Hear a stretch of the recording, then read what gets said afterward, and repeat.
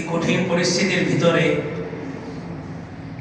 মুমিনদের কাতারে রেখে মুমিনদের জায়গা, পছন্দনীয় জায়গায় আসার আল্লাহ তাআলা তৌফিক দান করছেন এবং এই নিয়ামত যেন সামনে রমজান মাস পর্যন্ত অন্তত যেন জারি থাকে। এই জন্য আমরা প্রত্যেকেই কালিমাতুশ শুকর আদায় করি, আলহামদুলিল্লাহ। এটা নিছক একটা কথাই, একটা রসুম এমনটা নয় যে বক্তারা বসে বলে যে আমরা এটা হয়েছে সবাই একবার কালিমাতুশ শুকর আদায় করি। বিষয়টা এমন নয়, বাস্তবিক অর্থে অন্তর থেকে উপলব্ধি করা এটা যে আসলে আমি আমার শক্তি দিয়ে আসিনি, আমার শক্তি দিয়ে আমি এখন দিনের পথে আসি, বিষয়টা এমন নয়। অথবা এখন আসি, আগামীতেও যে থাকতে পারবো এটার কোনো গ্যারান্টি নেই। এই বাস্তবতা উপলব্ধি করে শুকরিয়া আদায় করা।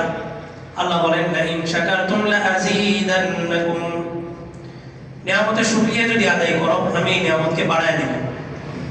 আমি যদি বাস্তবিক অর্থে এটাকে নিয়ামত মনে করি তো আল্লাহ তাআলা আমাকে আগামী সপ্তাহ সবার প্রথম আগে মসজিদে আসার তৌফিক দান করবেন।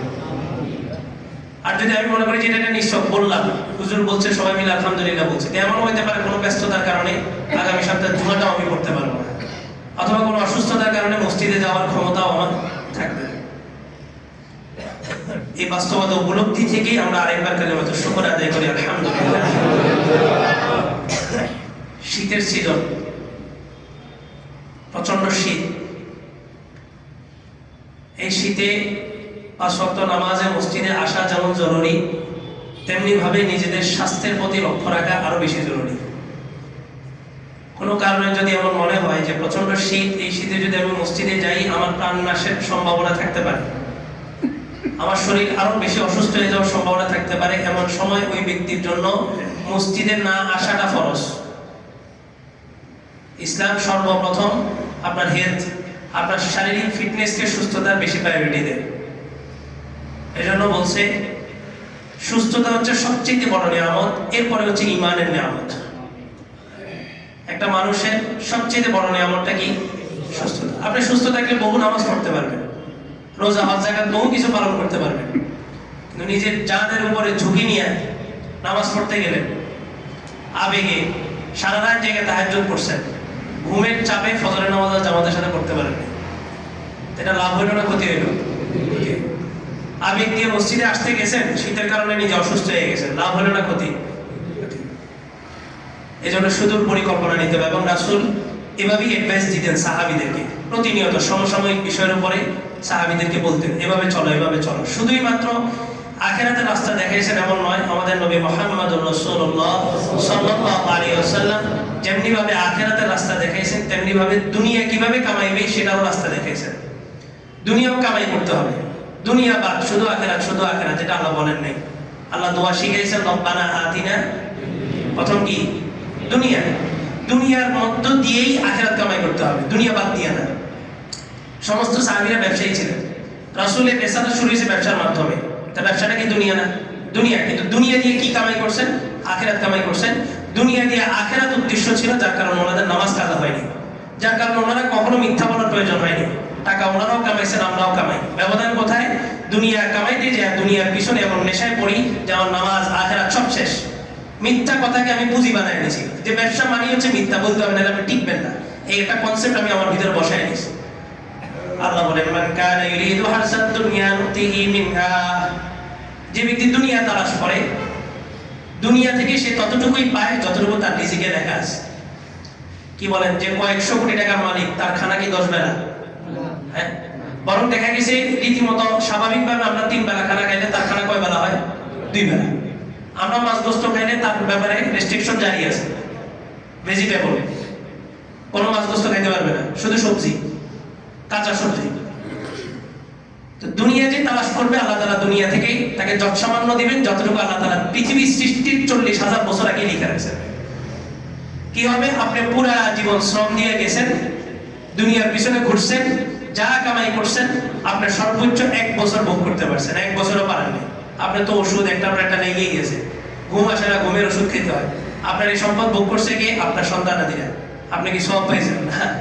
আপনার সন্তান নাকি ভালো কাজে ব্যবহার করলে তো সওয়াব পাবেন অবশ্যই, কিন্তু সন্তান যদি এই টাকা এই সম্পত্তি যদি খারাপ কাজে ব্যয় করেন, তো আপনার কবরে চলে যাওয়ার পরেও এটার অটোমেটিক একটা খারাপ নামা আপনার কবরে পৌঁছতে থাকবে।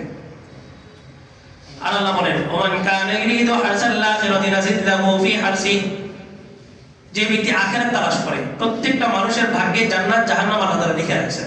আল্লাহ তাআলা আলিমুল গায়ব, এই হিসেবে আল্লাহ তাআলা জানেন কে জান্নাতি কে জাহান্নামী।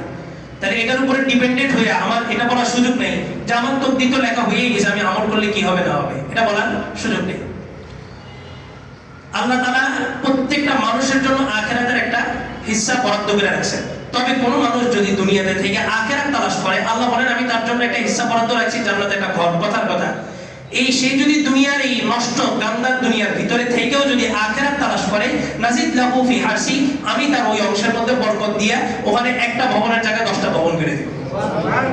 কিন্তু কেউ যদি নষ্ট তুচ্ছ দুনিয়াকে যদি তালাশ করে, এটাকেই যদি তার মূল উদ্দেশ্য বানায়, আল্লাহ বলেন ওমা লাহু ফিল আখিরাতি মিন নাসীব, আমি যে একটা বান্দার জন্য যে আখিরাতে একটা জায়গা বরাদ্দ রাখছি দুনিয়া তালাশ করার কারণে আমার একটা গায়রতে লাগে, আমি তার থেকে ওই আখিরাতের জায়গাটা ছিনিয়ে আনি। তাহলে দুনিয়া আমার কাছে আসবেই। আল্লাহ রাসূল বলেন, বান্দা রিজকু মাকসুম ওয়াল হারিসু মাহরুম, রিজিক যেটা আপনি যেটা রিজিক, রিজিক মানে কি?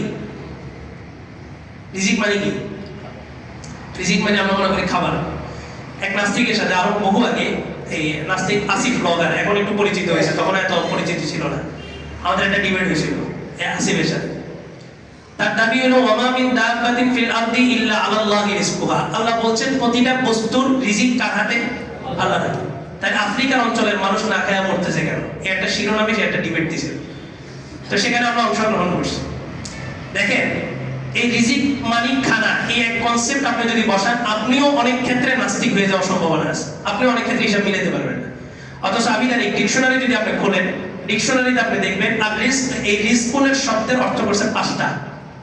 রিজকুন দ্বারা শুধুমাত্র খাবার উদ্দেশ্য না, রিজিক দ্বারা পোশাক উদ্দেশ্য। রিজিক দ্বারা খাবার যেমন উদ্দেশ্য, রিজিক দ্বারা ইলম উদ্দেশ্য। ইলম আমরা যে ইলমটা শিখতেছি, এখন যে কথাগুলো বলতেছি, এটা হচ্ছে ইলম। যে মাসালাগুলো আপনারা জানতেছেন, এটা হচ্ছে ইলম। এই আমার মাধ্যমে একটা ইলম শিখতেছেন মানে এটা রিজিকের ব্যবস্থা হইতেছে। ইলমটাকে আল্লাহ তাআলা রিজিক বলছেন। সামাজিক পাওয়ার, অ্যাবিলিটি, ক্যাপাসিটি, এগুলো সবগুলোকে রিজিক বলা হয়েছে। আর রিজিক আল্লাহর হাতে আল্লাহ দিয়ে দিয়েছেন। যেমন আমার হাতে আমার সন্তানদের, আমার মাধ্যমে আমার সন্তানদের কাছে রিজিক যাবে, আমি রিজিকটাকে আটকায় রাখছি, তাহলে এটা কি আল্লাহর দোষ না আমার দোষ? আমার দোষ। জলদস্যুরা আফ্রিকার রিজিক আটকায় রাখছে, আফ্রিকার মানুষকে তাদের রিজিক পৌঁছে দিতেছে না, এখানে কি আল্লাহর দোষ না ওই জলদস্যুদের দোষ? তাহলে রিজিকের অর্থ শুধুমাত্র খাবার না, রিজিক সবকিছু, আপনার পাওয়ার, সম্মান, ইজ্জত সবকিছুকে বলা হয় রিজিক। আর আল্লাহ বলছেন এই সব কিছু আমার হাতে। আপনি মনে করতে পারেন নির্বাচনের মাধ্যমে আমি প্রতিষ্ঠিত হয়ে গেলে আমার একটা পাওয়ার বিস্তার হবে। আল্লাহ ওই জায়গায় বসে কি মানুষকে জুতা পিটা করায়নি? আল্লাহ দেখাই দিয়েছে যে তোমার গদিতে বসে আমি তোমাকে জুতা পিটা করতে পারি।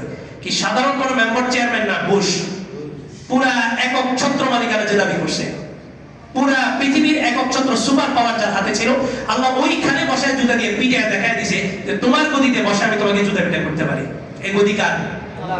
এই ক্ষমতা কার? সবকিছু আল্লাহ। আল্লাহ আল্লাহ রাসূল বলেন ওয়াল হারিসু মাহরুম, রিজিক এটা আসবেই, কিন্তু রিজিকের প্রতি যে লোভী হবে সে বঞ্চিত। ক্ষমতা আল্লাহ চাইলে আপনার হাতে এমনি অটোমেটিকলি আসবে, আপনি ক্ষমতার জন্য লড়াই করতে পারেন, কিন্তু লড়াই করে বসবেন ঠিক সর্বোচ্চ 16 বছর, এরপর যে জনতা আপনাকে বসাবে ওই জনতাই জুতার পিঠে দিয়ে আপনাকে নামাবে। এটা সময়ের ব্যবধানে এই জনতার দিলের ভিতরে আল্লাহ তাআলা দিল পরিবর্তন করে দিবেন। আল্লাহ বলেন আমি মুসাররিফুল কুলুব, এই দিলকে উলটপালটকারী কে? দিল কার হাতে? আল্লাহ। আল্লাহ বলেন আমি যখন কোনো মানুষকে ভালোবাসি তখন আমি জিবরাইলকে ডাকি, ডেকে বলি যে জিবরাইল, দুনিয়ার জমিনের অমুক বান্দাকে আমি মহব্বত করি। জিবরাইল এসে আসমানের ফেরেশতাদের মধ্যে ঘোষণা করে যে আল্লাহ অমুক বান্দাকে মহব্বত করে, তোমরাও ওই বান্দাকে কি করো? মহব্বত করো। প্রতিদিন 70,000 ফেরেশতার সকাল বিকাল যে আগমন পৃথিবীতে ঘটে, ওই ফেরেশতারা এসে দুনিয়ার জমিনে আল্লাহর ওলি যারা, আল্লাহর বন্ধু যারা, তাদেরকে বলে দেয়, তাদের দিলের মধ্যে এলহাম ঢালে যে আল্লাহ তাআলা অমুক বান্দাকে পছন্দ করে, আপনি ওই বান্দাকে কি করেন? পছন্দ করেন। একটা মানুষকে কেউ চিনে না, হঠাৎ তার মৃত্যুতে সমস্ত মানুষের চোখে পানি চলে আসে। একটা মানুষকে কেউ চিনে না, একটা রিকশাওয়ালা, সবচেয়ে নিচু শ্রেণীর মানুষ, সে বলতেছে আপনি কোথায় যাচ্ছেন? হাদিবের জানাজায় আসছেন, তো আপনার থেকে কিসের ভাড়া নিব? এই রিকশাওয়ালা দিলের মধ্যে এই রাজত্বটা কে তৈরি করছে? আপনি ক্ষমতা দিয়ে সিংহাসনে বসতে পারবেন, আসল রাজত্ব হচ্ছে মানুষের দিলের মধ্যে যে রাজত্ব, যেটা রাসূল করে গেছেন। সর্বশ্রেণীর মানুষের দিলের মধ্যে রাসূল একটা রাজত্ব করে গেছেন, দিলের ভিতরে রাজত্ব করছেন। রাসূল কোনো সিংহাসনে বসেন নাই, কিন্তু রাসূলকে রাজা হিসাবে নেতৃত্বের আসনে সমস্ত সর্বশ্রেণীর সর্বধর্মীয় মানুষ বসায় দিয়েছে। যে মুহাম্মদের কাছে আমরা নিরাপদ। অমুসলিমরা পর্যন্ত বলছে মুহাম্মদ যাই হোক তার সাথে আমাদের ধর্মের বিরোধ থাকতে পারে, কিন্তু মুহাম্মদ একজন আমিন, মুহাম্মদ একজন সত্যবাদী, এক সততার এক লড়াই রাসূল করে গেছেন, সমস্ত মানুষের দিলের মধ্যে রাজত্ব করে গেছেন। আসল রাজত্ব তো ওইটাই। আজকে আপনার ক্ষমতা আছে, আপনাকে সালাম দিতেছে, তো আপনি কি ক্ষমতা থাকাকালীন আপনাকে সালাম দিছে, আপনি ক্রস হয়েছেন, পিছন থেকে আপনাকে গালি দিতেছে, এটা কোন সম্মান? আসল সম্মান কোনটা? মানুষের দিল থেকে যেটা আসবে। এটা কার হাতে? এটা আল্লাহর হাতে। আল্লাহ এই জন্য দুনিয়ায় চলবো, দুনিয়ার প্রয়োজনে ব্যবসা করব, দুনিয়ার প্রয়োজনে সব কিছু করব, কিন্তু আমাদের প্রত্যেকের মাথায় রাখতে হবে যে আমাদের কাজের মাধ্যমে আখিরাত যেন কামাই হয়। ব্যবসা করতেছি, ব্যবসার মহলে বসে আছি, ব্যবসাটা যদি সুন্নত তরিকা হয় তাহলে দুনিয়াও হলো আখিরাতও হয়ে গেল। খাবার খেতে গেছি, খাবার আমি ডান হাত দিয়ে খেলেও পেট ভরবে, বাম হাত দিয়ে খেলেও পেট ভরবে, দোয়া করে খেলেও পেট ভরবে, দোয়া ছাড়া খেলেও পেট ভরবে, সুন্নত তরিকা খাইলেও পেট ভরবে, সুন্নত তরিকা না খাইলেও পেট ভরবে। ব্যবধান কি? আমি যদি সুন্নত তরিকা ডান হাত দিয়া দোয়া করে যদি খাবার খাওয়া শুরু করি, তা আমি খাবার খাইছি ঠিক, আখিরাতে যায় দেখবে এই খাবারের সময়টা আল্লাহ তাআলা ইবাদতের মধ্যে গণ্য করে দিয়েছেন। আমি ডান কাছে ঘুমাইলেও ঘুম পুরা হবে, বাম কাছে ঘুমাইলেও ঘুম পুরা হবে, অজু ছাড়া ঘুমাইলেও ঘুম পুরা হবে, দোয়া ছাড়া ঘুমাইলেও ঘুম পুরা হবে। কিন্তু ব্যবধান কোথায়? যদি আমি ওযুর সাথে ঘুমাই এবং যদি ঘুমের যে দোয়াটা আছে দোয়াটা করে যদি আমি নিদ্রায় যাই, তো দেখা যাবে সারা রাত ঘুমাইছি, কিন্তু আখিরাতে এটা সুন্নত তরিকা হওয়ার কারণে আমি যাই দেখব আমি সারা রাত নফল নামাজে কাটায় দেওয়ার সওয়াব আল্লাহ তাআলা দান করছেন। তাহলে দুনিয়া চলার পথে আমাদের ঘুমের দরকার আছে, খাবারের দরকার আছে, প্রাকৃতিক প্রয়োজন সারার দরকার আছে। ওয়াশরুমে গেছি, ঢুকতে বের হতে যদি দোয়া করি, আল্লাহ রাসূল বলেন ওয়াশরুমে সময় কাটাইছো, সবচেয়ে নিকৃষ্টতম জায়গায় সময় কাটাইছো, কিন্তু আখিরাতে যায় দেখবা এটাও তোমার ইবাদতের মধ্যে লেখা হয়ে গেছে। শুধু ব্যবধানটা কোথায়? ইন্নামাল আমালু বিন্নিয়াত। কোন অবস্থাতে কোন কিছুর মাধ্যমে আমরা আখিরাতকে বিসর্জন দিতে পারি না। এই আখিরাত কামাইয়ের একটা সিজন আসতেছে সামনে। যুগ এত কঠিন, পরিস্থিতি এত কঠিন হয়েছে, শয়তানের চক্রান্ত এতটাই বিস্তীর্ণ লাভ করছে যে আপনি আখিরাত কামানোর কোনো সুযোগই নেই। সামনের এক স্রোত ভাষায় দিছে নির্বাচন, সর্বশ্রেণীর মানুষের মুখে এখন নির্বাচন। অথচ রজব মাস থেকে মুখে আসার কথা কি ছিল? রমজান। রজব মাস থেকে আমাদের প্রস্তুতি কিসের? রমজানের। আর এখন জনগণ মাঠে প্রস্তুতি নিতেছে কিসের? নির্বাচন। নির্বাচন হবে কি হবে না কোনো গ্যারান্টি আছে? কিন্তু রমজান আসবে, এটা 100তে 100% গ্যারান্টি, এটা শিওর, রমজান আসবেই। এমন নির্বাচন 100টাও যদি না হয় পৃথিবীর মানুষের কোনো ক্ষতি হবে? কিন্তু একটা রমজান যদি কারো জীবন থেকে ছুটে যায়, তো কত বছরের ব্যবধান? জান্নাতে যাওয়ার 500 বছরের ব্যবধান হয়ে যাবে একটা রমজান। তো সামনে এক ইবাদতের সিজন আসতেছে, মাথায় রাখতে হবে ইবাদতের সিজনটা পুরো বছরে একবার। আবার এমনও হতে পারে এই রমজানটাই আমার জীবনের সর্বশেষ রমজান। এখন যদি জিজ্ঞেস করা হয় যুবকদেরকে যে আজকে ইংরেজি কত তারিখ, আশা করি সবাই বলতে পারবে, কারণ 25 তারিখ স্মরণীয় একটা দিন। 25 তারিখ কি দিন? আপনারা মনে করছেন আমি রাজনৈতিক আলোচনা শুরু করছি নাকি? না, 25 তারিখ একটা কি দিন? স্মরণীয় দিন। কেন? এতদিন স্মরণীয় ছিল না, এখন স্মরণীয় হয়েছে, এবং এটা আগামীতে স্মরণীয় করে রাখা হবে। দেখেন, আমরা মুসলমানরা যে জায়গাটাতে সবচেয়ে বেশি আগ্রাসনের শিকার, সেটা হলো কালচার।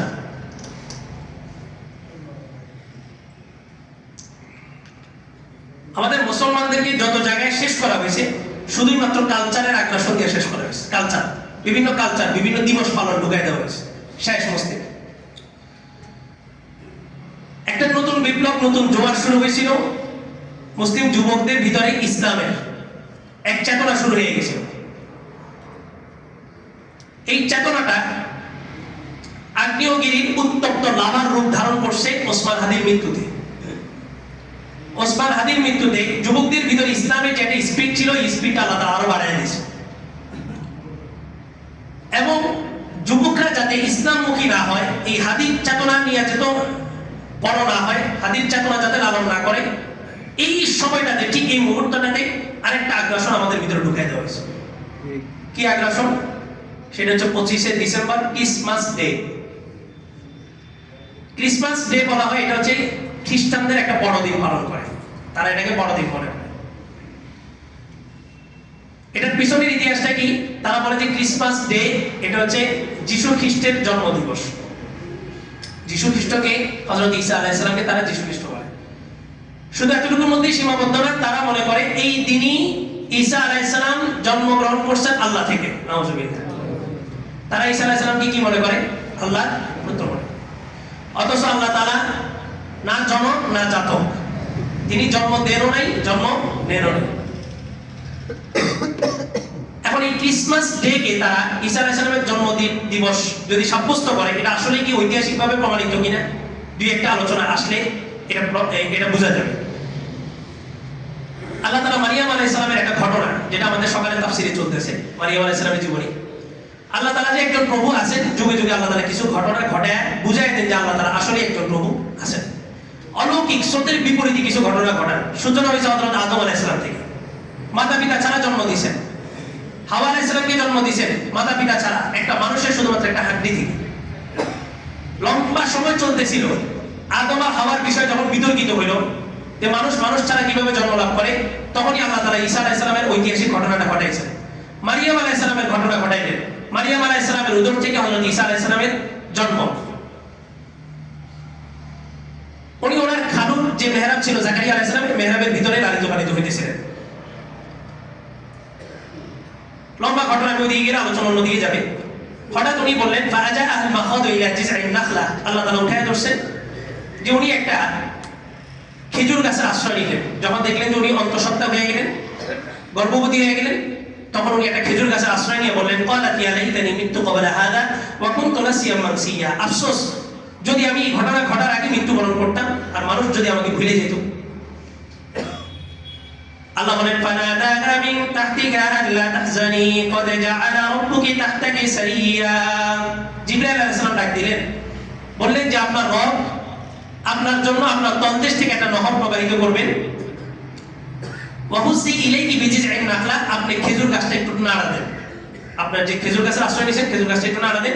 তুসাকিত আলাইকি রুতাবান জানিয়া, এই খেজুর গাছ থেকে পাকা খেজুর আপনার উপরে পড়বে। এটা এই জন্যই বললাম, দেখেন আমাদের যে সিজন, শীত বসন্ত, এই সিজনগুলো কিন্তু মাসের সাথে সম্পৃক্ত। এই সিজনগুলোকে কেন্দ্র করেই মাস আসে। এখন চলতেছে ডিসেম্বর মাস। ডিসেম্বর মাস কি গরম থাকে না শীত থাকে? এখনকার জন্য না সবসময়ের জন্য? হ্যাঁ, বুঝেন নাই? সিজনটা মাসকে কেন্দ্র করে এবং মাসটাও সিজনকে কেন্দ্র করে, অথবা বাংলা মাস ধরেন। আচ্ছা, এই ডিসেম্বর মাসের 25 তারিখ যদি ঈসা আলাইহিস সালামের জন্মদিবস হয়, আল্লাহ তাআলা বলতেছেন ঈসা যখন ভূমিষ্ঠ হবে, বের হবে, তখন মারিয়াম আলাইহিস সালামকে আল্লাহ তাআলা বলেন খেজুর গাছটা নাড়া দেন, খেজুর পড়বে। আর আরবের মানুষ বলতে পারবে, অথবা যারা আরব দেশের কালচার সম্পর্কে জানেন, খেজুর পাকার সিজনটা কখন হয়? হ্যাঁ, শীতকাল না গরমকাল? শীতকালে। খেজুর পাকার সিজনটা কখন? এখন আপনারা কেউ শীতকাল বলবেন, কেউ গরমকাল বলবেন। আসেন আমরা কোরআনের দিকে যাই। তাবুক যুদ্ধ যখন হইতেছে তখন প্রচন্ড গরম এবং খেজুর পাকার সিজন ছিল, এটা তো মনে আছে? যখন সমস্ত মুসলমানরা রওনা দিছে, তখন এই মুনাফিকরা বলতেছে শোনো, তাবুক যুদ্ধে যায় না, তাবুক যুদ্ধে কিন্তু অনেক গরম পড়তেছে। এমনি গরম, এর উপরে আরবের মরুভূমির উত্তপ্ত বালু তো আরো গরম হয়ে যায়। তো বলে যে সেখানে আরো গরম। আল্লাহ বললেন কুলনা জাহান্নাম আশাদ্দু হাররা, হে রাসূল আপনি তাদেরকে বলেন তাবুক যুদ্ধের গরম আর কতটুকু? জাহান্নামের গরম কিন্তু এর চেয়ে 70,000 গুণ বেশি হবে। তাইলে তাবুক যুদ্ধে যখন তারা যাচ্ছে তখন কি ছিল? গরমের সিজন ছিল। কি পাকার সিজন ছিল? খেজুর পাকার সিজন ছিল। তাহলে খেজুর পাকে কি গরমকালে না শীতকালে? আর গরমকালটা কি ডিসেম্বরে হয় না জুন, মে, জুন, জুলাইতে? তাহলে ডিসেম্বরে আসা 25শে ডিসেম্বর যদি ঈসা আলাইহিস সালামের জন্মদিবস পালন করা হয়, তাহলে 25শে ডিসেম্বর কি খেজুর পাকার সিজন ছিল? হ্যাঁ। তাহলে আল্লাহ তাআলা বলতেছেন এমন এক সিজনে ঈসা আলাইহিস সালামের জন্ম, যখন ঈসা আলাইহিস সালামের আম্মা মারিয়াম আলাইহিস সালাম খেজুর গাছের নিচে খেজুর পাকার সিজন অপেক্ষা করতেছেন। তাহলে ঈসা আলাইহিস সালামের জন্ম 25 তারিখ প্রমাণিত করা যায়? আরেকটা সূত্র ধরেন, আমরা জানি আরবি গণনা যেটা, সেটা রাসূলের হিজরি সন থেকে শুরু হয়েছে, এটাকে বলা হয় আরবি হিজরি সন। আর খ্রিস্টাব্দ বলা হয় যেটা ঈসা আলাইহিস সালামের জন্ম থেকে গণনা শুরু হয়েছে, খ্রিস্টাব্দ। তাহলে খ্রিস্টাব্দ ঈসা আলাইহিস সালামের জন্ম থেকে যদি শুরু হয়, সেটা কি 25শে ডিসেম্বর ছিল না 1 জানুয়ারি ছিল? মানে বিষয়টা আপনারা বুঝতেছেন কিনা? ঈসা আলাইহিস সালামের জন্ম থেকে যে গণনা শুরু এটাকে বলে খ্রিস্টাব্দ, আর ঈসা আলাইহিস সালামের জন্মের পূর্বের যে হিসাব এটাকে বলা হয় খ্রিস্টপূর্ব। এটা তো জানেন। আর এটা হচ্ছে বঙ্গাব্দ। এই খ্রিস্টাব্দ বলা হয় ঈসা আলাইহিস সালামের জন্ম থেকে যে গণনা শুরু হয়েছে। ঈসা আলাইহিস সালামের জন্ম কি 25শে ডিসেম্বর হয়েছে, তাহলে 25শে ডিসেম্বর থেকে গণনা শুরু হবে।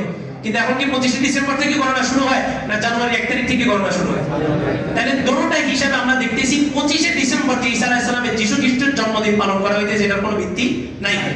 মাইনা নিলাম এটার একটা ভিত্তি আছে, কথা প্রমাণের যুক্তি দিয়ে এসে দেখলাম যে এটার কোনো প্রমাণিকতা পাওয়া যাচ্ছে না ইতিহাস থেকে। তারপরে যদি আমরা মাইনা নিই যে এটা বাস্তবতা আছে, তাইলে বলেন রাসূলের জন্মদিবস পালন করার আমাদের ইসলামে কোনো অনুমতি আছে? বলেন আছে? তাহলে রাসূল মুহাম্মদ সাল্লাল্লাহু আলাইহি ওয়াসাল্লাম সর্বশ্রেষ্ঠ মানব, সর্বশেষ মানব, যার আগমনকে কেন্দ্র করে পুরো পৃথিবী সাজানো হয়েছে। এই রাসূলের জন্মদিবস পালন করা যদি আমাদের মুসলমানদের জন্য বৈধ না হয়, তাইলে এই রাসূলের পূর্বে কোন নবীর জন্মদিবস পালন করা কোন মুসলমানের জন্য বৈধ হইতে পারে না। এবার 25শে ডিসেম্বরটা এবার স্মরণীয় হলো কেন? এক নেতার আগমন হয়েছে 25শে ডিসেম্বর। এক নেতার আগমন কোথায় হয়েছে? 25শে ডিসেম্বর। হুজুর হইতেই পারে 24 তারিখ হতে পারে, 26 তারিখ হতে পারে, 25 তারিখ হতে পারে, আপনার তো সমস্যা কোথায়? নেতা এসে কিন্তু সুন্দর বক্তব্য দিয়েছেন, দেশ চলবে রাসূলের আদর্শে, দেশ চলবে বক্তব্য সুন্দর, কাজ যদি এমন হয় তাহলে আরো সুন্দর, বক্তব্যের সাথে যদি কাজ মিলে তাহলে আরো সুন্দর, শোনায় সোহাগা। এই দেশ আমরা মনে করি সেদিনই সুষ্ঠু পরিচালনার দায়িত্ব গ্রহণ করবে যদি কথা এবং কাজে যদি মিল থাকে। তবে এমন বক্তব্য তো আগেও আমাদেরকে অনেকে দিছে, দেওয়ার পরে যখন কথা কাজে মিল হয় নাই তাদেরকে কিন্তু আমরা ছাতার বাড়ি দিয়ে দেশ থেকে বিতাড়িত করছি। বক্তব্য আর কাজে যদি মিল না থাকে, একটা তো যাওয়ার সুযোগ পাইছে, পরে যারা আসবে এদের কিন্তু যাওয়ার সুযোগ দেওয়া হবে না, এটা মাথায় রাখতে হবে। এখন একজন নেতা 25 তারিখে আসতেই পারে না, এটার সাথে আপনি কথাটা টানলেন কেন? কথাটা এই জন্যই টানছি, ওনার ফেসবুক ভেরিফাইড পেজে আমরা দেখছি যে উনি 25 তারিখ বড়দিন উপলক্ষে উনি খ্রিস্টানদেরকে উইশ করছেন। একজন নেতা যিনি দেশে এসে বক্তব্য দিচ্ছেন রাসূলের আদর্শে দেশ পরিচালনা করবেন, এমন নেতা দেশে পা রাখার আগে এই বড়দিন উপলক্ষে খ্রিস্টানদেরকে কি করছেন? উইশ করছেন। আমি তো একটা দল করি, আমার দল হচ্ছে ইসলাম। আপনার দলের বিপক্ষে গেলে যেমন আপনি জয়লা উঠেন, আমার দলের বিপক্ষে গেলেও আমি কি করি? জয়লা উঠি। আপনার দলের বিপক্ষে গেলে আপনি সর্বোচ্চ আন্দোলন পর্যন্ত নামতে পারেন, জান বাজি লাগাতে পারেন না, কারণ আপনি জানেন যেটার পিছনে দৌড়াইতেছেন, আপনি যদি এখানে শেষ হন, এখানে যদি আপনার মরণ হয়, এটা শহীদি মরণ হবে না, ঠিকানা কিন্তু জাহান্নামে যাবে, তন্ত্রের পিছনে দৌড়াইতেছেন। আর আমি কথা বলি মুখ খুলে, আমি এখানে আসার আগেও আমাকে হুমকি দেওয়া হয়েছে এবং এখান থেকে নামার পরে একটা রিস্ক নিয়ে আমাকে চলতে হবে, আমি জানি। কিন্তু তারপরে আমি কথা ওপেন ভাবে বলি কেন? আমি জানি আমার মরণ যদি হয়, মরণ হবে শহীদি মরণ ইনশাআল্লাহ, যেটার পরবর্তী ঠিকানা হবে জান্নাত। আর আমি জন্ম থেকেই তো তালাশ করতেছি এমন একটা শহীদি মরণের।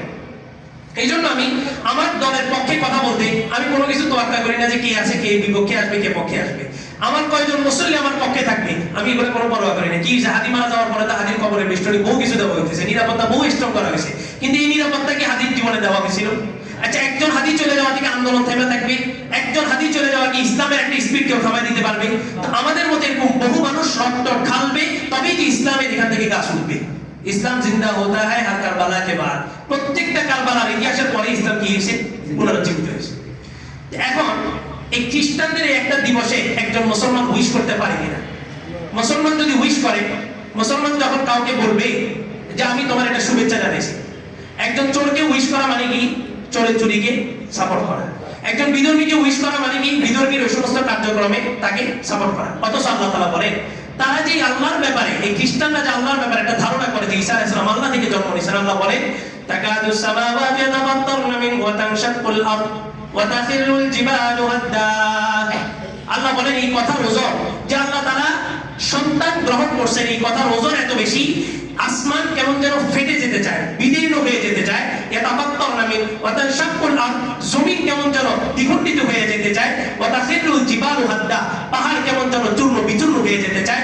এই কথার এত ওয়েট, কথাটা কি? আন দাউলির রহমানি ওয়ালাদা, যে আল্লাহ তাআলা সন্তান গ্রহণ করছেন। নাউযুবিল্লাহ।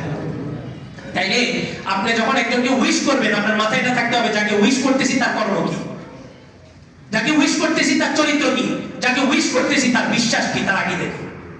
তো যেমনি ভাবে ইসলামিক লিবাস ধরে কেউ কোন দুর্গা পূজাকে শুভেচ্ছা দিয়েছে, এটা যেমন আমরা সাপোর্ট করি নাই, অনুরূপ ভাবে কোন একটা কালচার, বিধর্মীদের কালচারকে আবার রাষ্ট্রীয়ভাবে প্রমোট করার যদি কোনো চিন্তা ভাবনা করা হয়, সেটাও আমরা কখনোই সাপোর্ট দিতে পারি না। এতে আমাদের যা হবে, এতে যা হবে, আমি তো একটা দল করি না, আমার দলে আমার দায়িত্ব দিয়ে কে বসাইছেন? আল্লাহ বসাইছেন। এমন একটা সময় পার করতেছি যে আমরা যদি এখন চুপ থাকি কুফরের ভিতরে চলে যাব, আর যদি ইমানের পক্ষে থেকে কথা বলতে চাই তো জীবন মরণের একটা রিস্ক নিয়ে আমাদের রাস্তায় চলাচল করতে হবে। তা আমরা ওই প্রস্তুতি প্রিপারেশন নিয়ে চলতেছি। আমি না থাকলেও সেদিন সূর্য উঠবে, আমি না থাকলেও সেদিন এই মসজিদে জমা হবে, সবকিছু হবে, আমার জন্য কোনো কাজ আটকে থাকবে না। সুতরাং আমার সামনে এই পথটা নাই যে একটু হেকমত। আমাকে গতকাল রাতে 12টা পর্যন্ত একটা মিটিং হয়েছে যে আপনি একটু বিষয়গুলো অ্যাভয়েড করেন, সামনে এই সমস্যা হয়ে যাবে। এমন এক কঠিন পরিস্থিতি আমরা পার করতেছি। এখন কারো দিকে যে তাকাবো, সমসাময়িক অমুক হুজুর তো কথা বলে না, অমুক হুজুর তো কথা বলে না, আমার সামনে অমুক হুজুর তমুক হুজুরের চাইতে বড় বিষয় হচ্ছে ইব্রাহিম আলাইহিস সালামের জীবনী। আল্লাহ তাআলা কোরআনের মধ্যে স্পষ্ট করছেন, যদি ইব্রাহিম আলাইহিস সালামের জীবনী আল্লাহ তাআলা আলোচনা না করতেন, আমাদের জন্য যদি মিল্লাত আবিকুম ইব্রাহিম ঘোষণা না করতেন, তাহলে আজকে আমি এখানে এসে তো রিস্ক নেওয়ার প্রয়োজন ছিল না। ইব্রাহিম আলাইহিস সালাম যখন কথা বলছেন, পুরো একটা মূর্তির স্রোত চলতেছে, মূর্তি পূজার একটা স্রোত চলতেছে, শিরকের এক স্রোত চলতেছে। স্রোতের বিপরীতে দাঁড়ায় গেছেন, দেশ সমাজ পরিবার সব কিছু ত্যাগ করতে রাজি হয়ে গেছেন। অগ্নিকুণ্ড জ্বালানো হইল ইব্রাহিম আলাইহিস সালামের বিপক্ষে, নমরুদ। কি বিষয়ের উপরে? শুধুমাত্র তাওহীদের বিষয়ের উপরে। আজকে 100-এর বিপরীতে মাত্র হাতে গড়া 2-4 জন দাঁড়াইছে। অ্যান্ড্রয়েড ফোন তো সবাই চালায়। মুফতি শামাইল নদভী নাম শুনছেন? হ্যাঁ, এই তরুণ প্রজন্ম অনেকে চিনেও না। এই তরুণ প্রজন্মকে আজকে বলেন যে আজকে আরবি কোন মাস চলতেছে, এই মাসের নাম বলতে পারবে না 50%, আর 50% যদি নাম বলতে পারে, ওই 50%-এর মধ্যে 45% যুবক এখন কত তারিখ আজকে চলতেছে এটা বলতে পারবে না। কিন্তু এই যুবককে জিজ্ঞেস করেন আজকে কত তারিখ, তো সে বলে দিবে ডিসেম্বরে আজকে কত তারিখ। এই যুবককে জিজ্ঞেস করেন হ্যাপি নিউ ইয়ার কোন দিন পালন করা হয়, সে নির্দ্বিধায় বলে দিতে পারবে অমুক দিন পালন করা হয়। এই এক সমাজ নিয়ে আমরা স্বপ্ন দেখতেছি আমরা ইসলাম কায়েম করবো। এই সমাজ এই জুমার মিম্বরে আসবে, এই জুমার বয়ান শুনবে, সবকিছু শুনবে, আপনি দেখবেন 31 তারিখ যতগুলো পালন করতে হয় সবগুলো হচ্ছে আমার এই জুমার মুসল্লি, ম্যাক্সিমাম আমার জুমার মুসল্লি ঘুরে। আপনি দেখবেন যে সমস্ত দোকানে এই বাজিগুলো বিক্রি করা হইতেছে, বাজিগুলো বিক্রি করা হবে, ওই দোকানদারও হয়তো আমার এখানে বসে বয়ান শুনতেছেন। এদেরকে দিয়ে আমরা সমাজ ব্যবস্থা পরিবর্তন করব। এই সমস্ত কালচারগুলো আমাদের ভিতরে ঢুকাই দিচ্ছে। তোমরা ক্রিসমাস ডে পালন করো, তো সবাই মেরি ক্রিসমাস লেখা ফেসবুকে দিছে স্ট্যাটাস, অথচ সে জানেও না যে ক্রিসমাস ডে শব্দটা উচ্চারণ করতে দেরি তার ইমানের দৃষ্টি থেকে নাম বসতে দেরি হবে না। কিন্তু সবাই এটাকে উইশ করতেছে, কেন? নেতা উইশ করছে। এখন নেতা তো মানে হচ্ছে বড় মুফতি, বড় আলেম, বড় আল্লামাতুদ দাহা। কালচার তো আমাদের এখন এটা, যে কোনো বিষয় আমরা সার্চ করি গুগলে, গুগল কি বলছে, অমুক নেতা কি বলছে, অমুক নেতা কি বলছে। তো যদি বক্তব্য যদি সত্য দিক থেকে দিয়ে থাকে যে নবীর আদর্শে দেশ পরিচালনা করবে, আমরা সহযোগী হব, আমরা সহযোগী হব। আর যদি কথা আর কাজে যদি মিল না থাকে, তো গত 16 বছর যেভাবে আমরা ফ্যাসিস্টের বিরোধিতা করছি, সর্বশেষ তাকে দেশ থেকে বিতাড়িত করছি, এমন এক মন মানসিকতা লালন করে কিন্তু এখনো যুবকরা মাঠে আছে, এগুলো কিন্তু এখনো ঘরে ঢুকে নেই। সুতরাং আগামীর এই সেন্টিমেন্টে আইসা এরকম একটা কঠিন পরিস্থিতিতে যুবকদের পালস না বুঝে যদি কেউ ক্ষমতায় যাওয়ার স্বপ্ন দেখেন, তো এটা কিন্তু কঠিন এক ভয়ঙ্কর বিপ্লব হবে। যে বিপ্লবের নাম বিপ্লব থাকবে না, সেটা হবে খেলাফত। যে বিপ্লব হবে না, সেটা জিহাদ ফি সাবিলিল্লাহ হবে। জিহাদের নাম দিয়েই আমরা আগামীতে মাঠে নামবো ইনশাআল্লাহ। ফতুয়া, একটা ঐতিহাসিক ফতুয়া এই বাংলাদেশের উপর একবার একজন দিছিলেন, যে ফতুয়াকে কেন্দ্র করে ইংরেজ বিরোধী আন্দোলন হয়েছে। শাহ ওলিউল্লাহ মুহাদ্দিসে দেহলভী রাহমাতুল্লাহ আলাইহি, আমাদের এই তরুণ প্রজন্ম নাম আজকে প্রথম শুনছে। ওলিউল্লাহ মুহাদ্দিসে দেহলভী রাহমাতুল্লাহ আলাইহি সিরাজউদ্দৌলার পতনের পরে 180 বছরের এক নির্যাতনের স্টিম রোলারের সামনে দ্বারা ইংরেজ বিরোধী আন্দোলনের ডাক দিয়েছেন, ফতুয়া দিয়েছেন। ঐতিহাসিক সেই ফতুয়াটা কি ছিল? যে আজকের পর থেকে সিপাহী এই সশস্ত্র বিপ্লব সংগ্রাম প্রত্যেকটা মুসলমানের উপর ফরজ হয়ে গেছে। কোন মুসলমানের জন্য কোন ইংরেজের অধীনে কাজ করা জায়েজ নেই। এই এক ফতুয়াকে কেন্দ্র করে সিপাহী বিপ্লব শুরু হয়েছে। বালাকোটের রণাঙ্গনে সৈয়দ আহমদ শহীদ রহমাতুল্লাহ আলাইহি সর্বপ্রথম রক্ত ঝরাইছেন, এই উপমহাদেশের সর্বশ্রেষ্ঠ সন্তান। এই আন্দোলন গড়ায় 1857 সালে সিপাহী বিপ্লবের রূপ ধারণ করছে। সিপাহী বিপ্লবে শামিলের রণাঙ্গনে হাফেজ জামিল শহীদ রহমাতুল্লাহ আলাইহি সর্বপ্রথম রক্ত ঝরাইছেন। আন্দোলনের এই ধারাবাহিকতা চলতে চলতে 1920-এ আইসা তাহরিকে রেশমি রুমাল হয়তো অনেকে শুনছেন, রেশমি রুমাল একটা আন্দোলন হয়েছে। যে আন্দোলনের যুদ্ধের সূত্রপাতটা ঘটছিল একটা রেশমি রুমালের মধ্যে কিছু চিঠি লেখা হয়েছিল, যে চিঠি ভারতবর্ষ থেকে সৌদি আরব পাঠানোর পথে এই চিঠিটা গোয়েন্দাদের হাতে ধরা পড়ে যায়। এই রুমালটাকে কেন্দ্র করে একটা আন্দোলন হয়েছিল, যেটার নাম দেওয়া হয়েছে তাহরিকে রেশমি রুমাল, অর্থাৎ রেশমি রুমাল আন্দোলন। এই আন্দোলন 1920 সালে শুরু হয়েছে, যেটা মাল্টার আন্দালিক একটা দ্বীপে শাইখুল হিন্দ মাহমুদুল হাসান দেওবন্দি রহমাতুল্লাহ আলাইহি বন্দী হয়েছেন। এবং উনি ওখান থেকে বন্দী থেকে 1927 সালে উনি ফতোয়া জারি করেছেন তারকে মুআলাত, যে সমস্ত সম্পর্ক বিচ্ছিন্ন করতে হবে। এই যুদ্ধ সর্বশেষ 1947 এসে ভারত উপমহাদেশের মুসলমানরা স্বাধীন হয়েছে। এই যুদ্ধের মূল সূত্রপাত, মূল প্রেক্ষাপট ছিল ইসলাম এবং কুফর। ইসলাম এবং কুফরের ভিত্তিতে এই যুদ্ধটা 1947 সালে উদ্ধার করছে। ভারতবর্ষ আলাদা হয়েছে, পাকিস্তান আলাদা হয়েছে। পাকিস্তান, পূর্ব পাকিস্তান এবং পশ্চিম পাকিস্তান, এই দুইটা পাকিস্তান একসাথে ছিল। এদের ভূমির নাম করা হয়েছে ইসলামের বিবেচনায় পাকিস্তান। আর ওইটা যেহেতু হিন্দুরা থাকতো, ওই জায়গাটার নাম করা হয়েছে হিন্দুস্তান, হিন্দুদের স্থান। আর আমাদের যেহেতু মুসলিম বঙ্গ ছিল, মুসলিম, আমরা যেহেতু পবিত্র, আমরা যেহেতু গরুর পেশাব খাই না, গরুর গোবর মাখি না, আমরা যেহেতু পবিত্র, এই জন্য আমাদের জায়গাটার নাম রাখা হয়েছিল কি পাকিস্তান।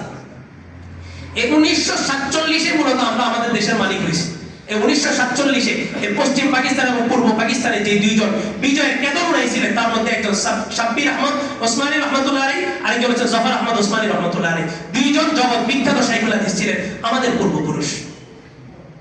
আমাদের পূর্বপুরুষরা, এই কথাটা কেন বললাম? মুফতি শামাইলের কথার উপর দিয়ে আসে যে আজকে ভারতের বিখ্যাত কুখ্যাত নাস্তিক, নাম কি ওর? আখতার। ওর পুরো নামটা কি? একটা ডিবেট হয়েছে, আপনারা দেখেন নাই? শামাইল নদভী একজন প্রখ্যাত একজন আলেমী দিন, ওলামায়ে দেওবন্দের উত্তরসূরি হয়ে ওই ডিবেটে বসছে। ডিবেটের বিষয় কি ছিল? যে আল্লাহ তাআলার অস্তিত্ব আছে কিনা। নেসেসারি বিং বলা হয় ইংরেজিতে, নেসেসারি বিং, যেটা আরবি বলা হয় ওয়াজিবুল উজুদ, বাংলা বলা হয় যার অস্তিত্ব আবশ্যক। আমরা তাওহীদে যে বিশ্বাস করি, আমাদের বিশ্বাসের মূল কেন্দ্রবিন্দুটা হচ্ছে যে আল্লাহর অস্তিত্ব আছে। ওই অস্তিত্বের উপর আমরা বিশ্বাস করি। আমাদের ঈমানের প্রথম স্লোগান আমানতু বিল্লাহ। এই বিল্লাহ মানে কি? আল্লাহ শব্দ না আল্লাহর জাত? আল্লাহর জাত। নাস্তিকরা বলে যে আল্লাহর কোনো জাত নাই, আল্লাহর কোনো সত্তা নাই। তারা বলে যে সবকিছু এমনি এমনি হয়ে গেছে। এদের সামনে দাঁড়ায় এত বছর পরে যাকে ল্যাঙ্গুয়েজ মাস্টার বলা হয়, যে ভাষার শিল্প যার হাতে ছিল, এমন ব্যক্তিকে নাস্তানাবুদ করে ছেড়ে দিয়েছে। ওলামায়ে দেওবন্দ, আপনি দলিলের যুগে যদি আসেন, দলিলের দুনিয়াতে যদি আসেন, তো ওলামায়ে দেওবন্দকে মাইনাস করে আপনি কোনো কিছু করতে পারবেন না। এই ভারত উপমহাদেশের ইসলামের ইতিহাস যদি আপনি রচনা করতে চান, তো সর্বপ্রথম যে বিল্ডিং, যে ইমারত, যে বুনিয়াদের নাম আসবে, সেটি হচ্ছে তাহরিকে দারুল উলুম দেওবন্দ। এই দেওবন্দের আন্দোলনের মাধ্যমে মূলত আমাদের এই ভারত উপমহাদেশ স্বাধীন হয়েছে। এই যতগুলো মনীষীর কথা বললাম, সাইয়্যিদ আহমদ শহীদ রহমাতুল্লাহ আলাইহি, হাফেজ জামেল, শাহ ওলিউল্লাহ মুহাদ্দিসে দেহলভী, মাহমুদুল হাসান দেওবন্দি, এই সবাই ছিলেন দেওবন্দের সূর্য সন্তান। এখন যে কোনো ইস্যুতে আমাদেরকে দেওবন্দীদেরকে ঘায়েল করা হয়। হাদির মৃত্যুর পরে হাদির বিবিরে দেখছেন, হাদির পর পর্দা দেখছেন, যারা নারীবাদী স্লোগান দেন, নারী দিয়ে ইসলাম কায়েম করতে চায়, এনাদের জন্য একটা চপেটাঘাত, এনাদের জন্য একটা চপেটাঘাত। নারীকে আল্লাহ তাআলা কত সম্মান দিয়েছেন, কত মর্যাদা দিয়েছেন, আর নারীকে নারীর সম্মান দিতে যে এখন রাস্তায় নামায় দিয়েছে। আমার কাছে গত 6 মাস আগের ঘটনা, এই মহল্লার ঘটনা বলতেছি। বললেন যে হুজুর এই সমস্যা, বহু সমস্যা। তো আমি বললাম যে আপনি ইয়া করেন, শরীয়তের মাসালা তো তালাকের স্টেপ আসবে 3 নাম্বার বা 4 নাম্বার। প্রথম নাম্বার হচ্ছে ফাইজুহুন, তাকে ওয়াজ করো। তারপর হচ্ছে ওয়াহজুরুহুন, তাকে এই আলাদা করো, ফিল মাদাজি, শোয়ার ক্ষেত্রে আলাদা করো, বিছানা আলাদা করো, শ্বশুরবাড়িতে পাঠায় দাও, তুমি অন্য জায়গায় চলে যাও। তো বললাম যে আপনি তারে নসিহত করছেন, নসিহত করছি, অনেক হুজুরে দিয়েও বুঝেছি, অনেক কিছু হয়েছে, আমার কথা শুনে না, একটা পারিবারিক একটা অশান্তির মধ্যে আছি। তো বললাম যে খানা আলাদা করে। তো কয় যে খানা আলাদা করে লাভ নেই। তো কি কি খানা আমি পাঠাই, খানা উনি পাকান, স্ত্রী ইসলামের কাজ করেন। আরে এই মহল্লার ঘটনা বলতেছি, আমার মুসল্লিদের ঘটনা বলতেছি। স্ত্রীকে আল্লাহ তাআলা বানাইছেন ঘরে থাকবে। যে স্ত্রী ঘরে থাকে কি করতে পারে, এটা ওসমান হাদির একটা জীবন্ত উদাহরণ। ওসমান হাদির মা যদি রাস্তায় নেমে যেতেন হাদি তৈরি করার জন্য, আজকে হাদি তৈরি হতো না। এবং হাদির সন্তানের জন্য যে আমরা দোয়া করি, যে হাদির সন্তানও হাদির মতো হবে, কেন দোয়া করি? ওই বিবির পর্দার উপরে দেখে আমরা দোয়া করি। যেমন নারীর কাজ কি? সন্তানকে হাদি বানানো। নারীর কাজ ইসলামকে প্রতিষ্ঠিত করা না। এটা ইসলামের একটা কঠিন একটা বিধানকে এমন ভাবে নরমালাইজেশন করা হয়েছে, এটা আগামী প্রজন্মের জন্য একটা ভয়ঙ্কর রূপ ধারণ করবে। আল্লাহু আকবার। তো দুইটা দিবস কালচার আমাদের ভিতরে ঢোকানো হয়েছে। একটা হচ্ছে ক্রিসমাস ডে, সবাই মিলে পালন করছে, নেতা নেত্রী যা আছে, কর্মী টর্মী যা আছে, সবাই পালন করছে। এই জন্য বলি দল করেন, দল করা লাগবে। চলার পথে সামাজিক অনেকগুলো বিষয়ের সাথে আপনার দলের সাথে সম্পৃক্ত থাকা লাগবে। কিন্তু আপনাকে মাথায় রাখতে হবে, আপনার আগে দল না ইসলাম, দল না ইসলাম।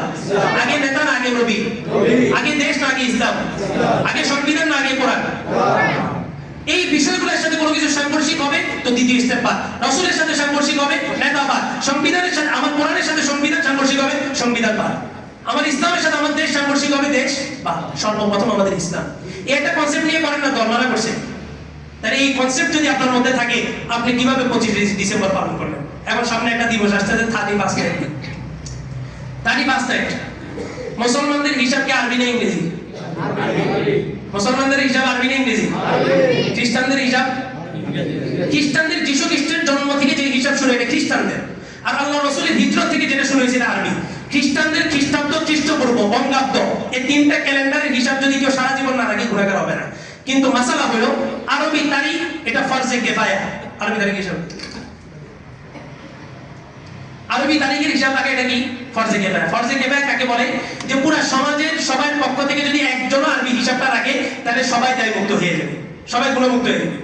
আর যদি পুরো সমাজের সবাই যদি আরবি হিসাব না রাখে, আরবি তারিখ যদি না জানে, তাহলে একযোগে সবাই গুনাহগার হবে। দেখেন আমাদের রোজা, হজ, যাকাত ইংরেজির সাথে সম্পর্ক না আরবির সাথে সম্পর্ক? আচ্ছা আজকে আরবি কত তারিখ?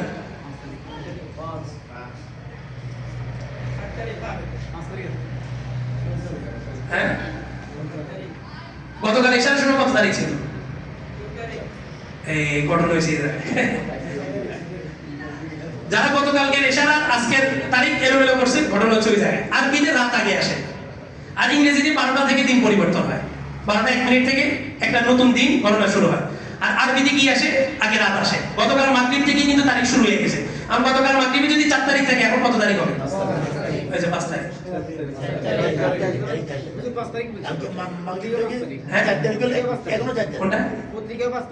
পত্রিকা না, আমাদের তো থাকবে 4। রজব মাস শুরু হয়েছে দিন, আমাদের মাগরিবে বয়ান গেল না কবে? আচ্ছা যাই হোক, দেখেন অবস্থানটা দেখেন। আমি ইমামা এখন একটা কি মধ্যে পড়ে গেছি আরবি তারিখ দিয়ে একটা দোয়াশের মধ্যে। তাহলে মাসালা অনুযায়ী আমরা সবাই গুনাহগার হইতেছি। কিন্তু এই যুবকরা আপনি জিজ্ঞেস করেন আজকে কত তারিখ, ইংরেজি বলে দিতে পারবে, বার কি সেটাও বলে দিতে পারবে।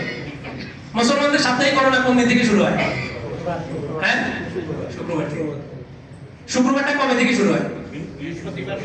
বৃহস্পতিবার মাগরিব থেকে।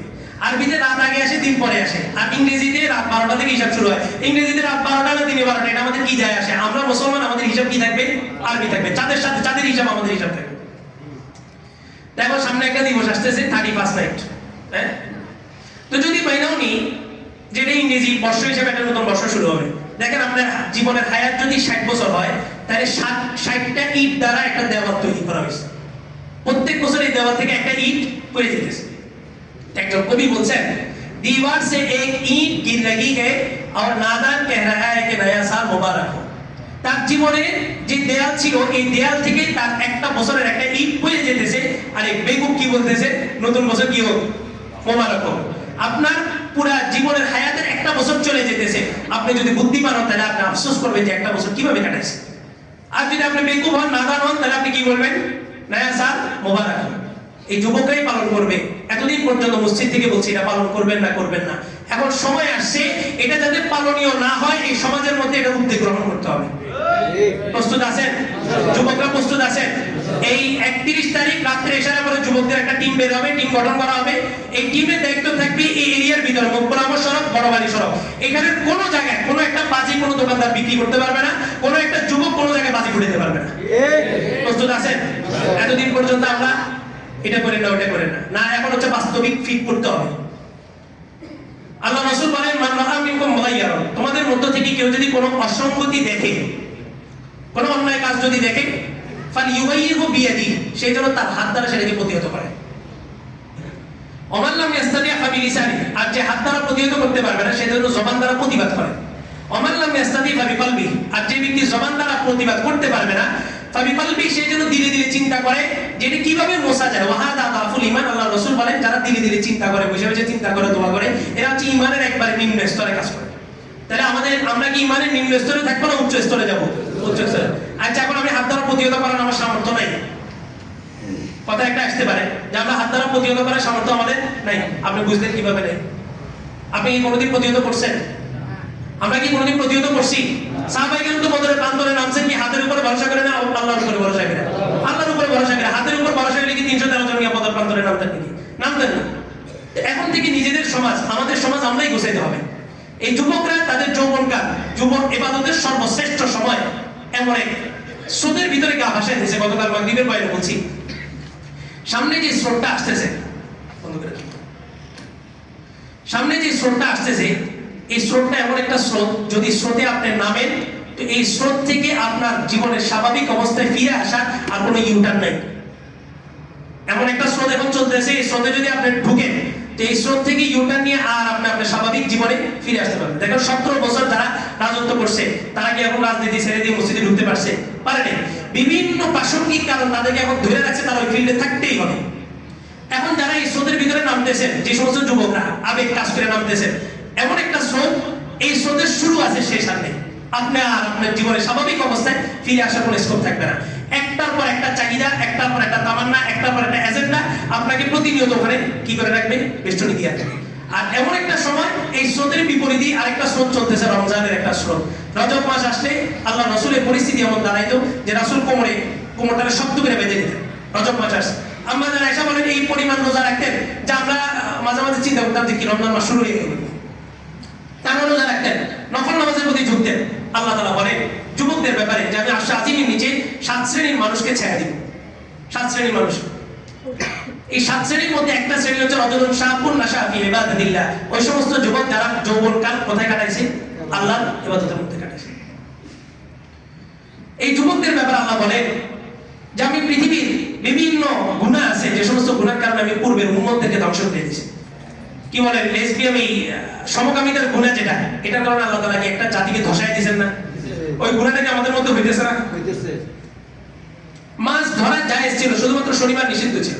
এই নিষিদ্ধ কাজ লঙ্ঘন করার কারণে আল্লাহ তাআলা একটা জাতিকে কি বানর বানায় দেন নাই? ওই নিষিদ্ধ, এমন হাজারো নিষিদ্ধ কাজকে আমার সমাজে যুবকরা করতেছে না, তাহলে আল্লাহ তাআলা কেন কোনো আযাব দিতেছেন না? আল্লাহ বলেন লাউলা শাবাবা খুশা, কিছু যুবক আছে যারা তাদের যৌবনকালের সমস্ত শক্তি থাকা সত্ত্বেও মসজিদে এসে ঘুটায় পড়ে, লজ্জায় নিজেকে ছোট বানায় দেয়, সেজদার মধ্যে যে লম্বা সময় সে সেজদার মধ্যে দিয়ে দেয়।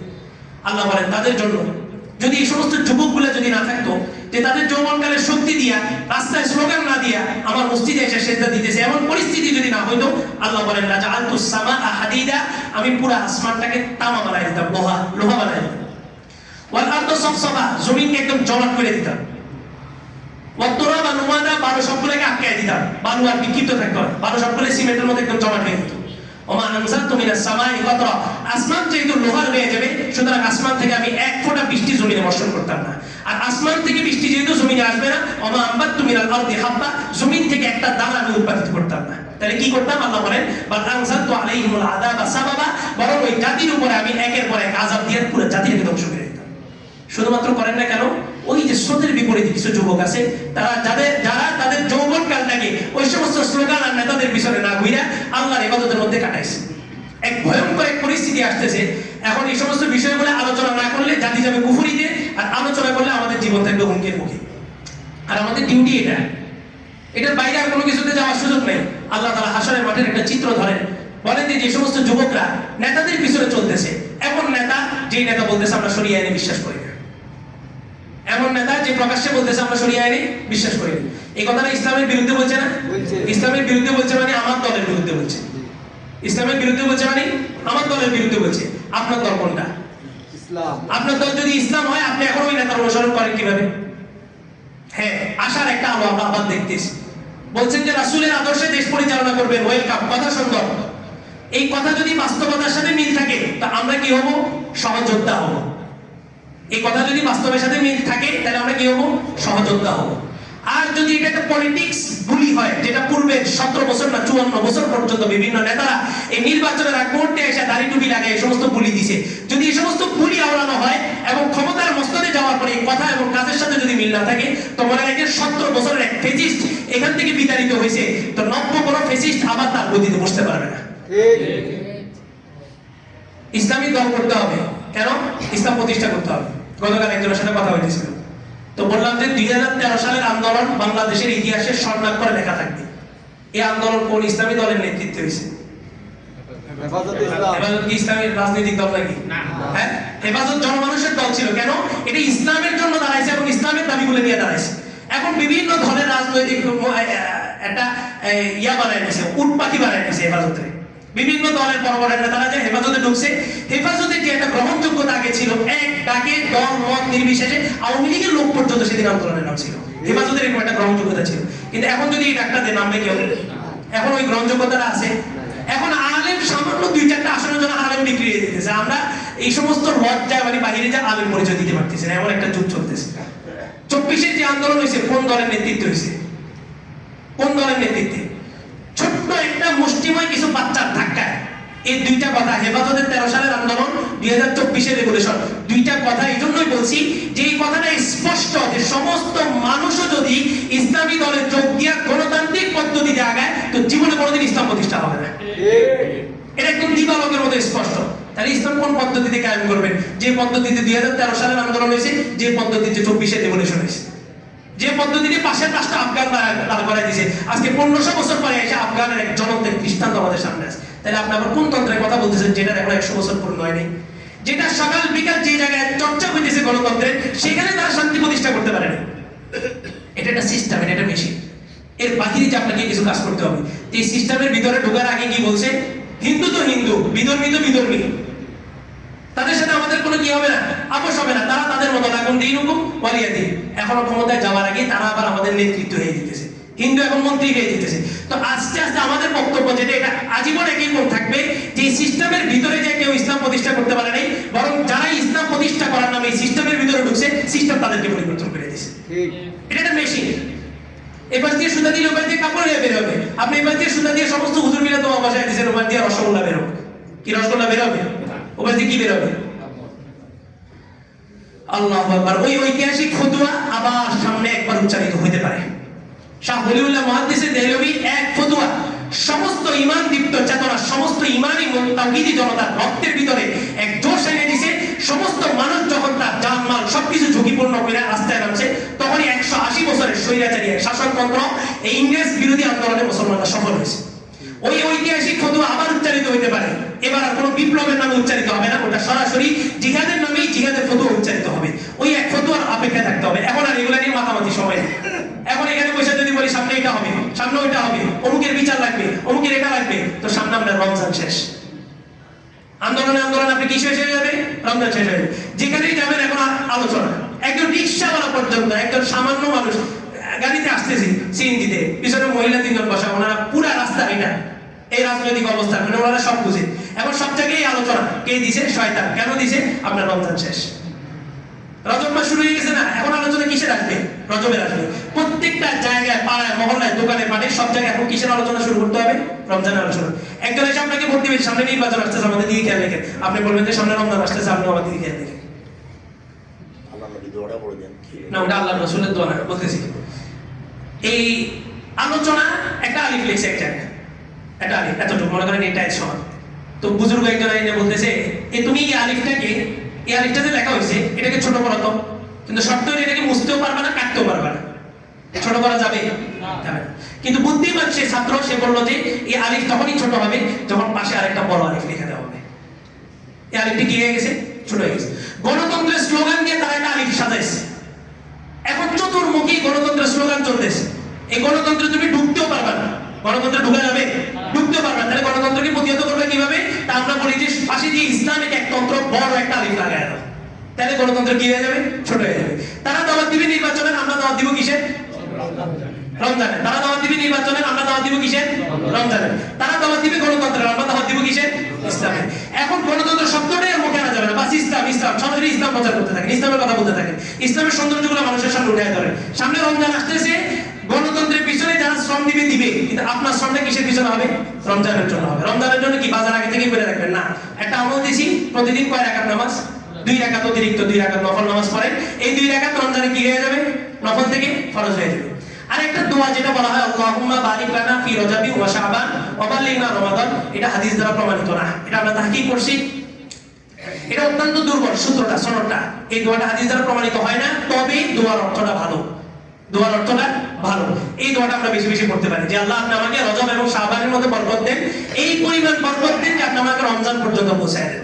এমন কোন কাজ, এমন কোন স্রোতে এখন গা ভাসাবো না যে কাজ, যে স্রোত আমাকে রমজান থেকে বিমুখ করে দেয়। পারবো তো ইনশাআল্লাহ। আর 12 তারিখ এই 31শে ডিসেম্বর এশারের পর আমার অনুরোধ থাকবে, আমার এই মহল্লার সমস্ত দোকানপাট আপনারা বন্ধ রাখবেন। সমস্ত ব্যবসায়ী কিচ্ছু হবে না। যদি কোনো ব্যবসায়ী বলেন যে আমার এই সময় বেচা কিনা হয়, কত টাকা বেচা কিনা হয়, এটা আমরা মসজিদ থেকে ব্যবস্থা করবো। কিন্তু অনুরোধ থাকবে, এই কালচার যদি আমরা সামাজিকভাবে যদি লিখে না দিতে পারি, তো এই কালচার আজকে আমাকে শেষ করতেছে, তোমার রাখবেন আপনার পরবর্তী প্রজন্ম সবগুলোকে শেষ করে দেবে। এই কালচার তারা প্রমোট করতেছে আমাদের ভিতরে। তো তারা যত শক্তিশালী হয়ে বাতিল প্রতিষ্ঠিত হতে যাবে, আমরা ইসলামের পরে বলিয়ান গিয়ে তার চাইতে বেশি শক্তি আমরা প্রয়োগ করতে হবে। কারণ কি? আমাদের মরণের পরে জান্নাত। হযরত ওমর আসছে, আয়েশা বলে ইয়া রাসূলুল্লাহ আলাসনা আলাল হক, আমরা কি হকের উপর নাই?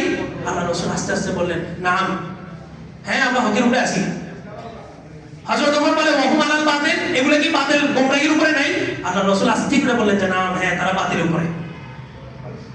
হযরত ওমর বললেন আলাইসাল জান্নাতু বাদা মাউতিনা, আমাদের মৃত্যুর পরে কি আমাদের ঠিকানা জান্নাত নয়? রাসূল বললেন যে হ্যাঁ। হযরত ওমর বললেন আলাইসান নারু বাদা মাউতিহিম, তাদের মরণের পরে তাদের ঠিকানা কি জাহান্নাম নয়? আল্লাহ রাসূল আস্তে করে বললেন হ্যাঁ। হযরত ওমর বললেন মাল ইখফা, তো গোপন কিসের? হানজালাকে নিলেন, দুইটা সারিবদ্ধ বের করলেন, নারায়ে তাকবীর আল্লাহু আকবারের ধ্বনি দিয়ে পুরো কাবা চত্বর প্রকম্পিত করে উঠেছে। বাতিল আসবে, বাতিল যদি সে ভয় না করে, বাতিল যদি জানে যে তার মরণের পরে তার জাহান্নাম, তারপরে যদি তার গলার আওয়াজ উঁচু হইতে পারে, তা আমি মুসলমান, আমার দৃঢ় বিশ্বাস আমার মরণ হবে শহীদ মরণ, আমার মৃত্যুর পর আমার জান্নাত অবধারিত, তাহলে আমার গলার আওয়াজ কেন ছোট হবে? আমার গলার আওয়াজ বাতিলের চেয়ে আরো বেশি হবে। বাতিলের কাজটা রুখে দেওয়ার জন্য আমার শক্তিশালী আগ্রাসন আরো বেশি হবে। আমার ধারণা থাকতে, আমার ইয়া থাকতে হবে যে আগামীতে একটা গজওয়াতুল হিন্দ হবে, ভারতবর্ষে আল্লাহ রাসূল বলেছেন একটা যুদ্ধ হবে। আমার টার্গেট থাকতে হবে এই ভারত উপমহাদেশের পুরাটা, এই দিল্লির মস্তক সহ আমরা মুসলমানদের আমাদের পতাকা নিচে নিয়ে আসবো, আমাদের মানচিত্রের ভিতরে ঢুকাবো, তখন যে আমরা স্বাধীন। আর এই 54 বছর পর্যন্ত খালি ভয় আতঙ্ক, ঘুমাইলে ঘুমাইয়ে যায়।